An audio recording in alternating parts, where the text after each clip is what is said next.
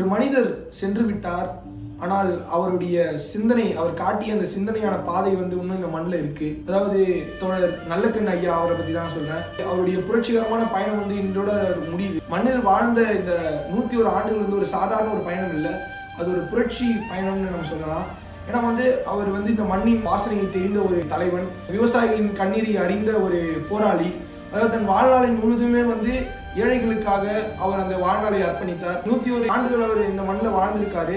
ஆனாலுமே அந்த மண்ணில் வாழ்ந்த ஒரு நாளுமே சமத்துவத்துக்காகவும் போராடியவர் அவர். அதாவது அவர் போராடாத ஒரு நாளே இல்லை. ஏன்னு பார்த்தீங்கன்னா சுதந்திரத்துக்காக போராடினார், நம்மளுடைய சமத்துவத்துக்காக போராடினார், எங்கெல்லாம் அநீதி நடக்குதோ அந்த இடத்துல போராடினார். அந்த எளிமையான ஒரு வாழ்க்கையை அவர் விட்டு கொடுக்கவே இல்லை. ஒரு அசாதாரணமான ஒரு மனிதர், ஆனால் அவர் ஒரு சாதாரண வாழ்க்கை வாழ்ந்தாரு. அது மட்டும் இல்ல, அதாவது தனக்கு கிடைத்த அந்த 1 கோடி ரூபாயை கூட இது என்னுடைய நிதி இல்ல, இது கட்சிக்காகவும் கொள்கைக்காகவும் கொடுக்குறேன்னு சொன்னவர். அதாவது ஒரு எளிமை வாழ்க்கையை எப்படி வாழணுன்றது நம்மளுக்கு வாழ்ந்து காட்டிட்டு போயிருக்காரு. நல்லக்கண் ஐயா இந்த நேரத்துல நம்மளோட இல்ல, அவருடைய உடல் நம்ம கிட்ட இல்ல. ஆனா அவர் காட்டிய அந்த கொள்கை பாதை, எங்கெல்லாம் அநீதி நடக்குதோ அந்த இடத்துல நம்ம குரலை எழுப்பணும்னு அவர் சொல்லி கொடுத்த ஒரு விஷயமே நம்ம கிட்ட இருக்கு.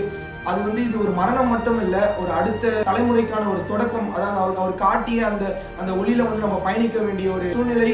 அநீதிக்கு எதிராகவும் இந்த காலத்து இந்த இளைஞர்கள் பின்பற்றி நம்ம நடக்கணும்ன்றது அவர் நம்மளுக்கு வழிகாட்டிட்டு போயிருக்காரு.